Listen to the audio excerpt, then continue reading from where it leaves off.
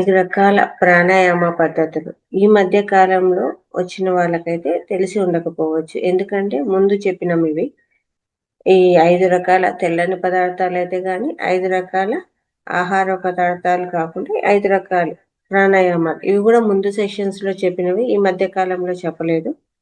కాబట్టి అవి చెప్పడం జరుగుతుంది. 5 రకాల ప్రాణాయామ పద్ధతులు ఏవేవి ఉన్నాయి? 1 అనులోమ విలోమ ప్రాణాయామ, చంద్రనాడి సూర్యనాడి ప్రాణాయామ, అలాగే కపాలభాతి ప్రాణాయామ, భస్త్రికా ప్రాణాయామ, ఆ తర్వాత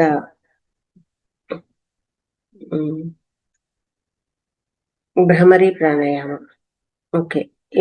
ఇవి ఏంటివి? దీని నుంచి ఏం ఉపయోగం ఉంది అనేది తెలుసుకుందాము. అనులోమ విలోమ ప్రాణాయామ అంటే ఎడమ చేతిలో చిన్ముద్ర, కుడి చేతిలో విష్ణుముద్ర. విష్ణుముద్ర అంటే ఇలా చూపుడు వేలు, మధ్య వేలు, బొటన వేలు కింది భాగంలో పెట్టుకోవాలి. ఇలా. ఇప్పుడు కుడి ముక్కును బొటన వేలుతో క్లోజ్ చేయడము, ఎడమ ముక్కును మధ్య వేలుతో ఉంగరం వేలుతో క్లోజ్ చేయాలి.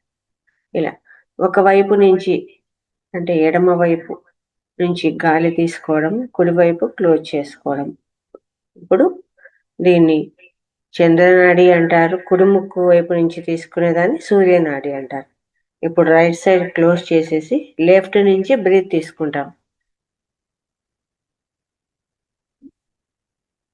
ఇక్కడ సుషుమ్న నాడి అంటాం.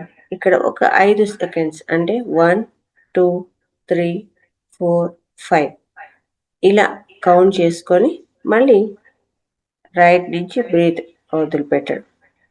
ఇప్పుడు ఎడమ ముక్కు నుంచి తీసుకున్నాము. ఒక 5 సెకండ్స్ అలాగే బ్రీత్ని పెట్టేసుకొని ఆ తర్వాత రైట్ ద్వారా వదిలిపెట్టేస్తాం. ఇప్పుడు రైట్ నుంచి బ్రీత్ తీసుకుంటాం.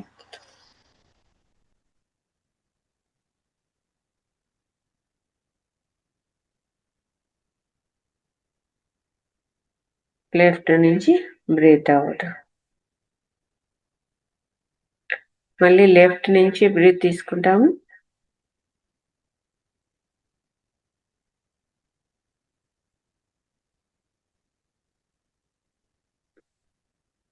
Right breathe out. ఇది అనులోమ విలోమ ప్రాణాయామం. ఓకే. ఆ తర్వాత చంద్రనాడి సూర్యనాడి ప్రాణాయామం. ఈ చంద్రనాడి సూర్యనాడి అంటే ఎడమ ముక్కు ద్వారా చంద్రుని యొక్క శక్తి, కుడి ముక్కు ద్వారా సూర్యుని యొక్క శక్తి అన్నమాట. ఇప్పుడు రైట్ క్లోజ్ చేసేసి లెఫ్ట్ నుంచి బ్రీత్ ఇన్ బ్రీత్ అవుట్.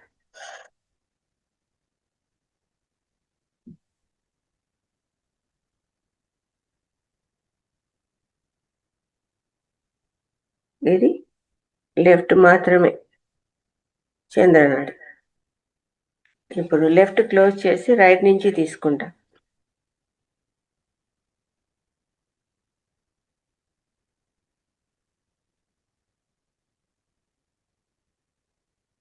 ఇది సూర్యనాడి.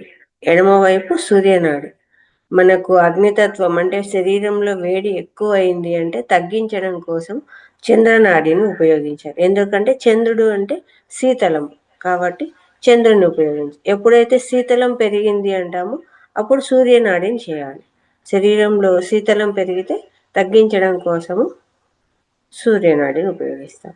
ఇప్పుడు సుషుమ్న నాడి అంటే ఇక్కడ ఇది మధ్య రెండు ముక్కుల ద్వారా తీసుకునేది. ఇప్పుడు మనం ధ్యానం చేసేది కూడా సుషుమ్న నాడిని అన్నమాట. అది యాక్టివేట్ అయితేనే మనకు థర్డ్ ఐ ఓపెన్ అవ్వడం ఇవన్నీ చెప్తాం అనమాట. అంటే 2 ముక్కుల ద్వారా గాలి తీసుకోవడం, 2 ముక్కుల ద్వారా గాలి వదలడం.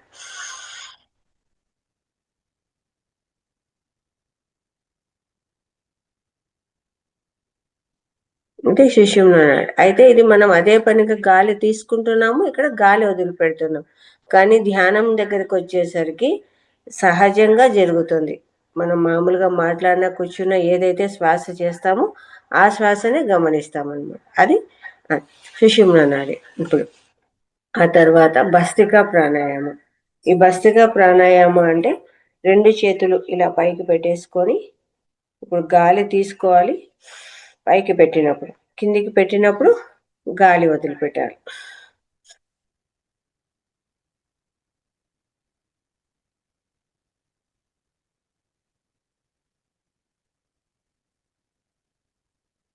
ఇలా ఇది భస్త్రికా ప్రాణాయామం. పైకి వెళ్ళినప్పుడు గాలి తీసుకోవడము, కిందికి వదిలినప్పుడు, కిందికి దించినప్పుడు. ఇప్పుడు హార్ట్ ప్రాబ్లమ్స్ ఎవరైనా ఉన్నాయి, వాళ్ళు అలా మేము అంత స్పీడ్గా చేయాలి అంటే చేయలేకపోవచ్చు. దీన్ని ఒక్కసారి మనం స్టార్ట్ చేస్తే ఒక 20, ఆ తర్వాత మళ్ళీ 20, ఆ తర్వాత మళ్ళీ 20 అట్లా చేయొచ్చు అనమాట కంటిన్యూగా. లేదు మేము ఇవి ఎన్ని నొప్పులు ఉన్నాయంటారా, ఇలా ఇలా చేసుకోవచ్చు.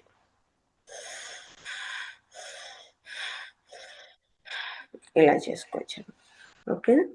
ఇది మనకు భస్త్రికా ప్రాణాయామం. ఆ తర్వాత కపాలభాతి. కపాలభాతి అంటే ఫస్ట్ మంచిగా గాలి తీసుకుంటాం, పొట్ట నిండా గాలి తీసుకొని వదిలిపెడతాం. ఇప్పుడు ఏం చేయాలి? Only breath outs.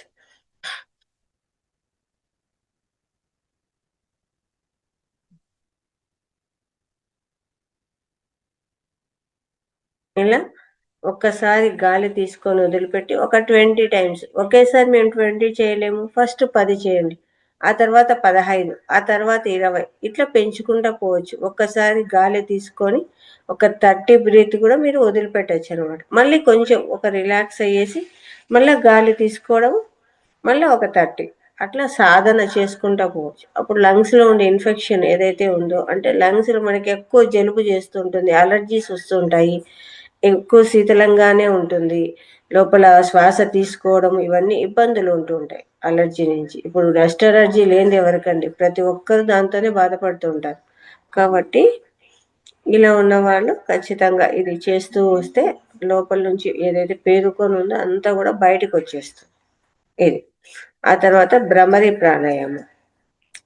ఇలా 2 చెవుల్లోనూ వేలు పెట్టేసుకొని బ్రీత్ తీసుకొని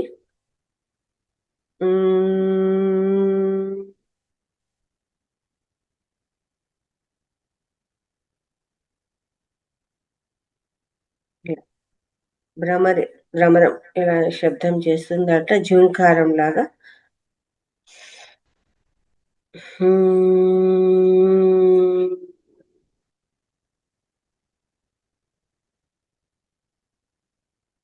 ఇట్లా చేసుకోవచ్చు అనమాట. ఇది భ్రమరి ప్రాణాయామం. ఆ తర్వాత షణ్ముఖ ముద్ర. ఇది కూడా చాలా అద్భుతంగా పనిచేస్తుంది. ఇప్పుడు బొటన వేలు చెవులో, చూపుడు వేలు కంటి పైన, మధ్య వేలు ముక్కు పైన, పై పెదవుల పైన ఉంగరం వేలు, కింద పెదవుల మీద చిటికన వేలు. బ్రీత్ తీసుకొని ఇక్కడ మనం ఓం అని కానీ అమ్ అని కానీ శబ్దం చేయొచ్చు అనమాట.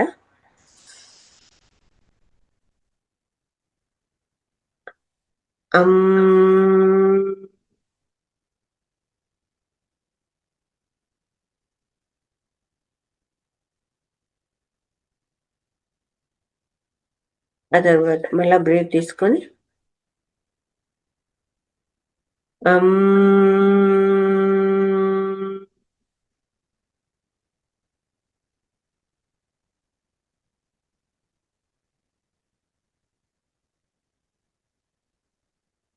ఇలా మీరు ఎంతసేపు ఉండగలిగితే అంతసేపు చేయొచ్చు.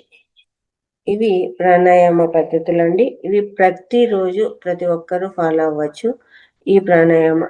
దీని నుంచి మనకు సాధన కూడా పెరిగే అవకాశం, మనకు బ్రెయిన్ అనేది మంచిగా యాక్టివ్ అవుతుంది.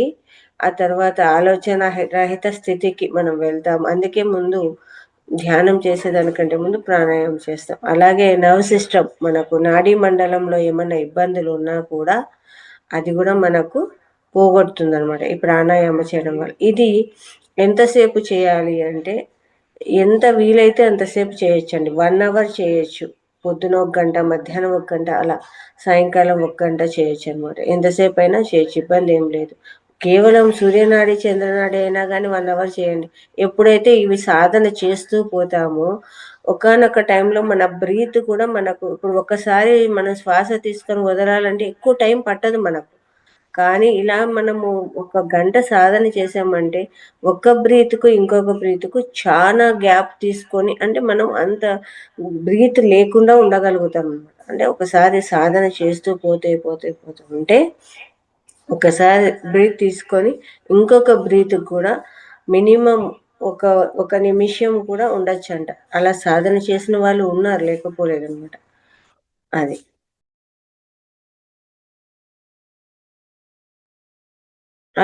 అలా మనము సాధన చేస్తూ పోవచ్చు. ఎంత వీలైతే అంత. దీని ద్వారా గూడా మనకు ఏదైతే ధ్యానంతో ప్రాణశక్తి తీసుకుంటామో, ఈ ప్రాణాయామ ద్వారా గూడా ప్రాణశక్తి అలాగే వస్తుంది.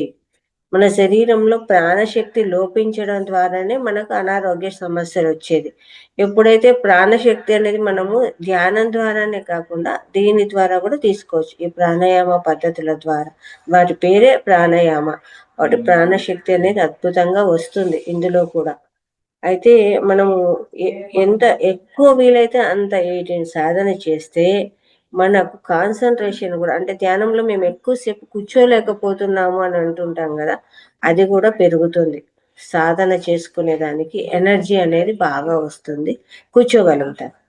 ఇది మనకు ప్రాణాయామ పద్ధతులనమాట. దీని నుంచి శ్వాసకోశ సంబంధులే కాదు, నాడీ మండల శుద్ధే కాదు, శరీరంలో నర్వ్ సిస్టమ్ నరాలకు సంబంధించి ఇప్పుడు పారాలిసిస్ అంటూ ఉంటారు కదా! ఇవన్నీ కూడా నరాలకు న్యూరో కు సంబంధించిన ఇష్యూస్ ఉన్న వాళ్ళైతే గాని ఎవరైనా ప్రతి ఒక్కరూ చేసుకునేవే ఈ ప్రాణాయామ పద్ధతులు. అయితే హార్ట్ పేషెంట్స్ ఉంటే ఈ కపాలభాతి ప్రాణాయామ అనేదాన్ని అవాయిడ్ చేయండి. ఎందుకంటే ఎక్కువ స్పీడ్‌గా చేస్తాం గదా! అది వద్దు. మిగతావన్నీ నిదానంగా చేసుకునేటివి చెయ్యి. అద్భుతంగా పనిచేస్తాయి. ఓకేనా అండి?